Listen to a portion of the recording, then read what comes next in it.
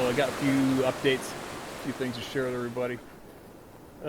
First off, the amount of people that come out to me in public all over the place is a little overwhelming at times. There's nothing wrong with it. And especially at home, the other day, I just like to say hello to Harriet in Mount Curry. A lovely lady. Ran her at the grocery store, and we had a quick little chat. And I guess she's follows this channel alongside many other people.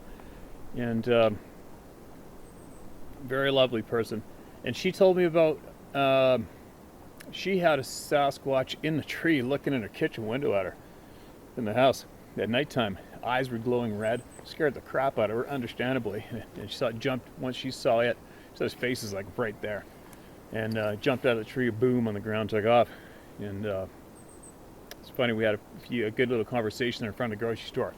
And I appreciate you, Harriet, for saying hello. And I'd love to talk to you again sometime. So don't be shy when we see each other around town, or anybody else for that matter. All right. I have a lot of friends in the Mount Curry neighborhoods, and I love it when people come up to me and want to say hi and talk about what they've experienced, what's going on. And she also said that they frequent her house quite often. She could tell where they're sneaking around her garden and stuff. It's been going on forever, as everybody knows. It's nonstop. It's nonstop. But what isn't nonstop is people speaking out loud and honest about this topic, which I'm slowly beginning to understand why. People's reactions are one thing that I find very, very interesting. And I'm not so much the fact that these people exist around us isn't as mind-boggling to me as the reactions of a lot of human beings to this topic. It's funny, I don't know if you've noticed or not, but it's so funny how common a reaction is to somebody to get angry and lash out and insult people. That is very interesting to me. I don't know what it is about human character that triggers people to react that way. It's kind of odd, isn't it? And I'm guessing a bunch of you are going to say because they're scared, or they're a little uneducated, or a little slow, or whatever it is. It is what it is. But it is kind of odd, isn't it? It'd be like, I just can't picture myself. I try to understand it. I'm trying to figure out why, so I can understand us better as a species, because human beings to me are more difficult to figure out than anything. But it's just, I've never gone onto a YouTube channel or anywhere in my life somewhere where the topic has zero interest to me, although I know that topic's going on there. And I've never ever, I couldn't even envision being compelled to go there, make myself angry because I went there uninvited, and then lash out at all of the people, thousands, tens of thousands of people, and lash out at them in anger and insult them. Isn't that bizarre? Because they are not in agreement with the topic at hand. They have zero interest in the topic at hand, but it causes them to blow a gasket, have a snap sandwich, and lash out and insult strangers they've never met before on a topic they had no little of. And it's a really odd thing for me to watch and try to wrap my head around why. I spent a lot of time at this stage of the game trying to figure out why people are the way they are, why people react the way they do, why people do things that they do, instead of just instantly labeling them as a dickhead or an asshole or anything less. I always like to figure out why now and try to look through the bullshit and see, gee, I wonder how that person got like that. Or I wonder why that person doesn't see this so clearly. Or I wonder why that person reacts the way they do. I find that very interesting. Rambling. Another thing I would really like to push on more is your sixth sense, your intuition, okay? I've mentioned the sixth sense, intuition, we all are born with more than a few times as this journey's been going along. And I'm going to offer up everybody a different angle to come in and look at it from, all right? Because at the stage of the game I'm at, it's like I said earlier, there's a lot of people out there that call themselves researchers, and they're going to be the first to prove Sasquatch, and they do this, and they study the tree breaks and look for tracks of dermal ridges, and they keep saying the same damn thing over and over and over again, staring at the same things and literally going in a circle and chasing their tail, when in the reality is all the evidence has already been compiled, accumulated, and delivered. It's all been done, right down to the DNA to the video clips. It's been done. All right, so again, my motivation is to help the people that are confused and scared from the experiences they've had. And I am right now 100% driven to find out why we're being lied to. Why? I want to know why. And one of the routes that I've decided to take that I feel will rapidly bring those answers is I am going to find out exactly who pursues and kills these beings. And I'm pretty confident I'm doing it. And once I do find out, I'm going to share all that with you. But when I do find that out, that is going to answer a lot. Think about it, right? And again, I haven't a clue. Like when you watch the energy that's being put into this topic from probably thousands of other people, they're taking all that knowledge they're taking and they're drilling it into items that have been done a million times over, and they're losing that energy, they're losing that time. And at this stage of the game, if I could somehow direct them all, if they all took all of that energy that they're spending on doing a talk show or a Facebook page or dermal ridges and tree breaks and all that horseshit, if they took all that time and energy and they focused it on finding out why we're being lied to all at the same time, just think of the progress that would take place. Think about it. Things would change rapidly, right? But I have a funny feeling that the people who are in control, the people who are hiding the secrets, as long as they have that group of people chasing their tail, everything's cool, everything's fine, nothing's going to change. And they know it, and I know it, and a lot of you know that too, right? But fortunately, there is a large handful of us that haven't fallen into that game, and we're not there with those people, and we're smashing forward, probably farther forward than everybody's gone previously. Now, getting back to the sixth sense, I get off track sometimes. Like I said, nothing's rehearsed. Hit record and let her rep. Our sixth sense, our intuition, you know, it's easy to describe and give examples of when it comes to hunting or being in the forces, being in a war, a car accident. Many of us, there's no secret that our intuition is real. There's no secret about it. It's fact, it's real. There's literally thousands, probably tens of thousands of examples of people using their intuition, their sixth sense, right? Coming from, I knew I shouldn't have gotten on that flight, or I just knew that boyfriend of mine was fooling around on me, right? Or I knew my business partner was screwing me. I just knew it. You know what I mean? Or that salesman that came knocking on the door, you just knew they're probably a thief in disguise. You knew it. You know, those sorts of examples. Now, again, at this stage of the game, of what I've been learning about what's been going on, as I investigate and seriously look deep into why we're being lied to, how easily we're being manipulated, the examples of misguided information we're being non-stop delivered,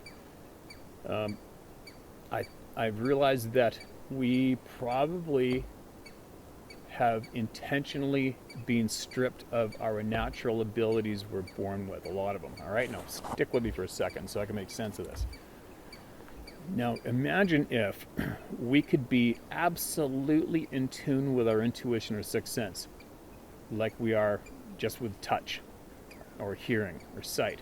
Imagine if it was that natural to us, our sixth sense or intuition, to use as an everyday, all-day tool in our lives from day one, the time we're born. You imagine? Think about it. Like, think about the possibilities. Because when I think about, I used to lose a lot of time in trying to figure out these beings, these people. How are they existing among us like this and not paying taxes and not being controlled? How are they doing it? And then that leads me to thinking, you know, when you try to figure out why we're being lied to, well, think about it. With the absolute dirty shitbags who lie to mainstream people through mainstream media, etc., to the people nonstop, they wouldn't have a chance if all of us were in tune with our intuition. They wouldn't have a chance at existing. Think about it. If we were absolutely in tune with our sixth sense, there isn't a dirty politician in existence that would ever get elected into a position of power. Ever. A business that kills more human beings than it doesn't, as an example, big pharmaceutical, they wouldn't have a chance at existing because your intuition would tell you not to take those pills and that they were absolute dirtbags and probably killing more people in the world than anybody. Your intuition would tell you clearly, it would tell everybody in the world clearly that these people, that business is not so good and they should be gone. Right?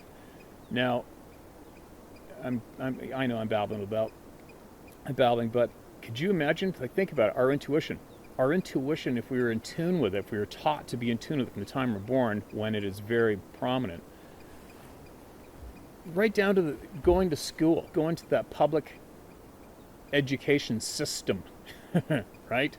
That's given me a bunch of bad alarms.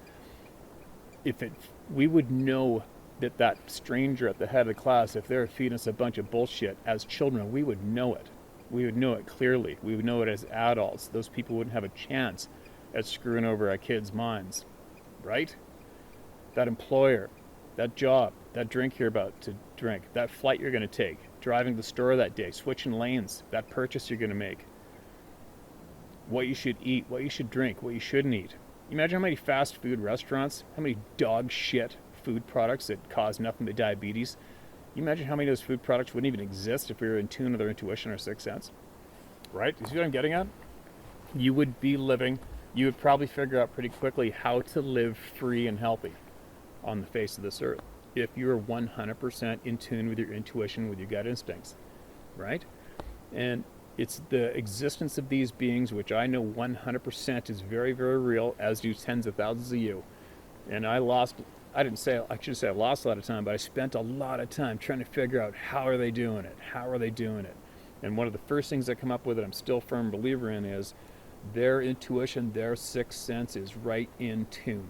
They are in tune with it even beyond a few more notches than we think probably possible, obviously.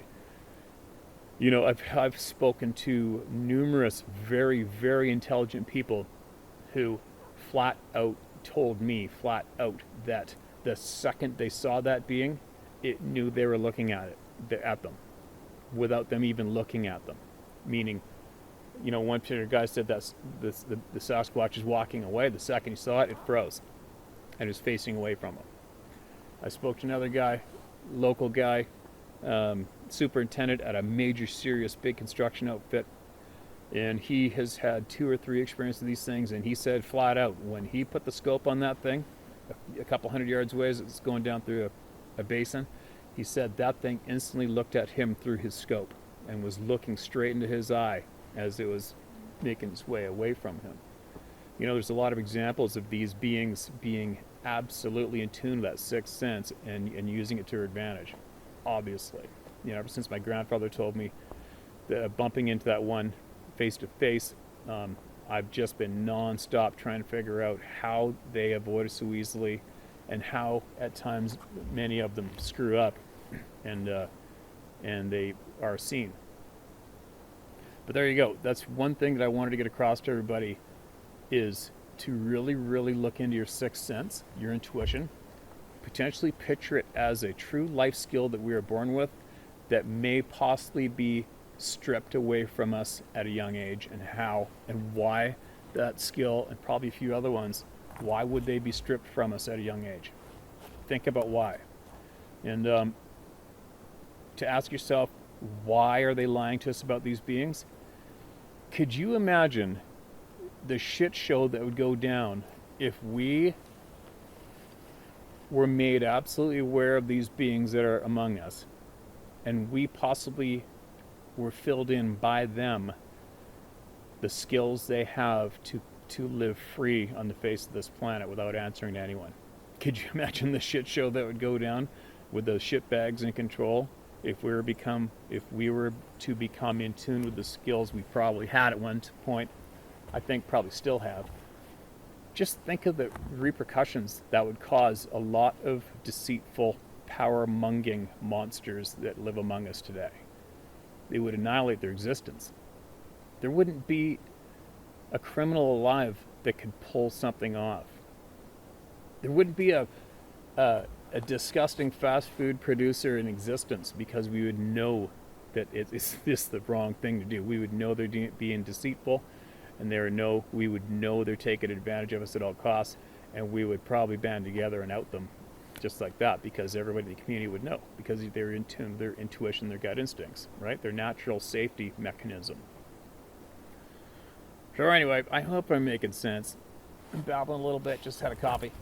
But I really, really want to learn more about the skills that we were more than likely born with. I want to figure out how I can get more in tune with those skills. I know there's people out there that know exactly what I'm talking about. And I think it'd be really good for everybody to work together and come up with a route to salvage those skills fast so that they can be utilized and given back to our children, because that's who's going to change the shit show that's going on this planet today, right?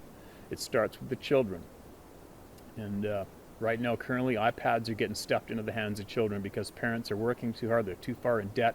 They're too stressed to parent themselves. And that's just feeding the monster. You're throwing the lambs to the monster right away when you're giving those children iPads instantly, and their sixth sense, their intuition is basically getting completely rubbed right out of their frickin' system, amongst possibly other skills they're probably born with, right? So anyway, I'm getting a little overwinded, but that's what I really needed to share with everybody at this point right now is investigating and getting back to our intuition, our sixth sense, and getting in tune with it. It will change. If we do, and do it on a large scale, it will probably change our existence on this planet in a big, big way. And there will be a lot of evil and dark will not stand a chance. Just wouldn't stand a chance to exist if all of us were in tune with our natural skills. Number one being our intuition, our sixth sense. I'm absolutely 100% convinced of that myself. But anyway, if you find that interesting as well, that'd be pretty cool. And if you have something to add, you can email me at the usual email addresses, and we'll see if we can come up with some answers via that, right? As we keep going along in this ride. I'll tell you what, man, talking to a camera takes a lot of energy. Talking. Makes the guy run out of breath, but then again, it's the end of the day, too. But I got something I'm going to share with all you. A lot of people ask, how come there's no bodies? How come one's never been shot? How come there's no corpse? Well, the fact of the matter is, plenty of these beings have been shot. And since I've come out and admitted to my knowledge on these beings and been doing it in an honest way, I've attracted a lot of attention. A lot of people have contacted me. A lot of good people have contacted me. Good, solid, honest people who I absolutely appreciate. And they have shared so much with me. It's ridiculous. There's a handful of people out there who know the truths about a lot that are possibly going to be using me as a conduit. I understand they have cold feet, understandably. As soon as this COVID bullshit's done, I plan on traveling south to meet up with a handful of these people. If you decide to use me as that conduit, fine. If not, no big deal. What's coming's coming anyway. And I'd like to take a second to say, to address somebody personally. It's a lovely, lovely lady, a true, kind, supreme soul, living south a few states of me. And you have snail mailed me a couple packages. And I did receive 2, I think. And I have snail mailed you back twice now. I don't know what the hell is going on with the mail system. Am I going to say your name online? I don't know. I better not. I'll just say your first initials, M. You know who I'm talking to. You know I'm talking to you. And I can't thank you enough for what you have mailed me. You are a true, true, kind soul. And I'm just speechless for what you have done and what you have sent me, and the kind soul that you are. And the amount of knowledge that you have on this topic is frickin' mind-boggling. And the people that you know as well are absolutely key in many facts that surround this topic. And I don't know. I received an email from you. I think last night I found it, and so yeah, I have received 2 packs from you. I've mailed you twice. We'll see what happens from here on. I might email you from a different email address that I have, and we can carry on our conversation that way possibly. And because I have a lot I want to share with you about your friends of yours who have some concerns about some of the things I've been saying and doing, and have to clear up some of those possible misconceptions with them, and let you know a few things. But anyway, getting back to what you snail mailed me and mailed to me to share with the world. Well, look what I have right here. Look at this, everybody. This is a unpublished chapter from a book by the late and great Bobby Short. Unpublished. It's been mailed to me with permission to share much of it with all you. And what's in this is written versions of recorded conversations between Bobby Short and numerous people who shot Sasquatch beings and killed them. All right? And these conversations are very, very interesting and very detailed. It's kind of gruesome, a couple of them. And I haven't got through all of them. And a couple of them are from First Nations people in North America. And it's just, I mean, this is one interview right here. I mean, it's every single word that was even murmured in these tape recordings was written down. So here's one interview right here, you guys. It's pages. It's just pages long. You can imagine how long it would take me to burn through one of these. Just that right there. That's one interview right there. I don't think I even have enough battery power to sit here through half of that one. So what I might do is I might do this at home when I get time, and I will read this and I will share this with all you. I've been asked to. Okay. One is in Wyoming, the Wind River shooting. Dead, killed one. The Manitoba shooting, another man, First Nations man, shot and killed one. The full interview of Bobby Short she knew a lot. You know, there's a lot of people that think she was murdered. I can't say that for sure. I don't know all the circumstances behind her death, but there is some very intelligent people who are convinced she was murdered for what she knew. There's another one, the Montana shooting. The Alaska shooting. Bobby was the Wyoming shooting, the Montana shooting, the Arkansas shooting. These are all cases, documented cases of these beings being killed by humans. I think it sounds like some were intentional, some were out of fright, some were accidental, thought they were moose or bear. The Plumas County, California shooting. What else do we have here? Hunters' compulsion not to shoot. Shot, killed, and buried. It's all in here, and it was never published. Decision not to shoot almost brings tragedy. Texas sheep hunter story, compulsion not to shoot. This is a full chapter on shooting. Sasquatch as the hunter. The Dalton stories. There is so much information in here, it's obviously a little overwhelming. But here you go. The missing girl. Bedding and hair of no known earthly origin. It goes on and on and on. All right. 1951 Georgia shooting. 1977 Florida shots fired. Shots fired, no physical reaction. It's there is a pile of information in here with items highlighted for me to read, and I have 100% permission to share all these facts with all of you, and I'm going to. All right. So there it is. There it is. This is going to be very, very interesting. But it's way too much for me to take on right now with the battery power they have in these cameras. Where I am today, the time of light coming. I think there's snow or rain coming. But as usual, while I sit here, I am going to offer up and share up an email because I have a pile of them I gotta get caught up with. And these people need to be heard. All right. Okay, listen to this one. If you remember a while back, a man emailed us about seeing one of these things east of Prince George. I think he was going across the highway bridge, and this huge thing was cruising along the bank, and it actually had some bright lights in front of its chest. All right, now here's another one from the same person. Prince George, third sighting.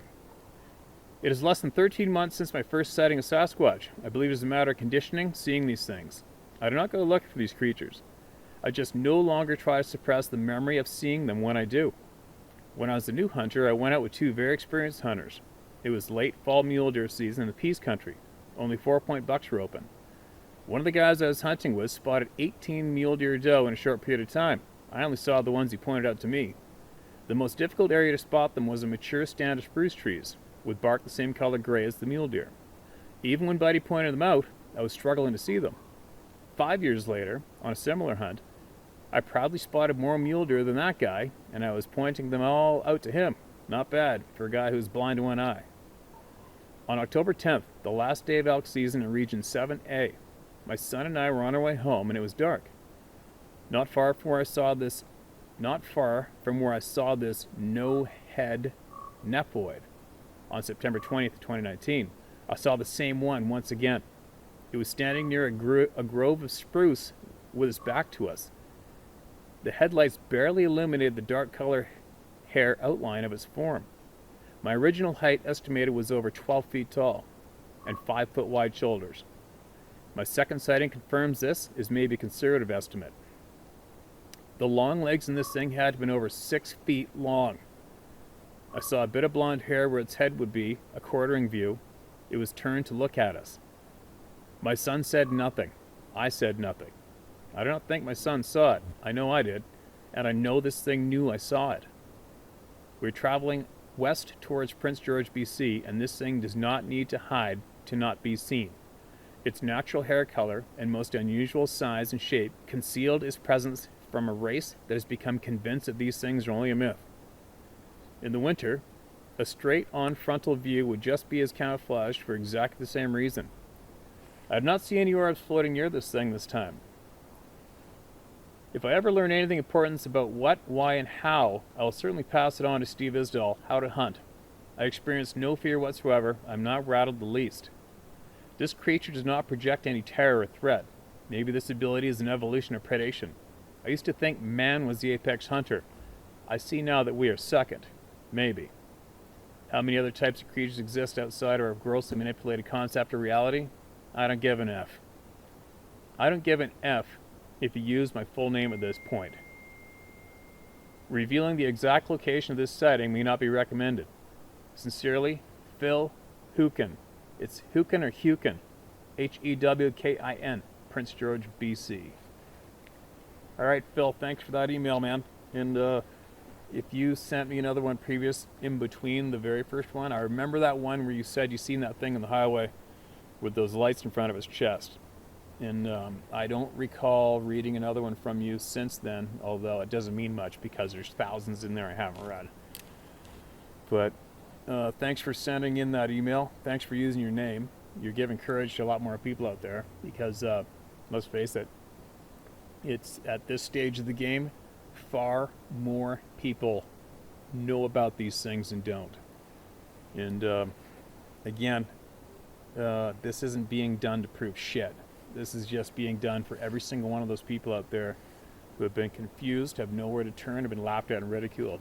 And I got zero time for people demanding proof. I got zero time for people to laugh and scoff at this topic. I don't give a shit. You guys don't matter, all right? If you're curious of this topic with an open mind, you're more than welcome to be here and listen to all these emails and join the discussion. But as far as anybody else goes that's angry about this topic, there's nothing I can do for you, all right? So just carry on.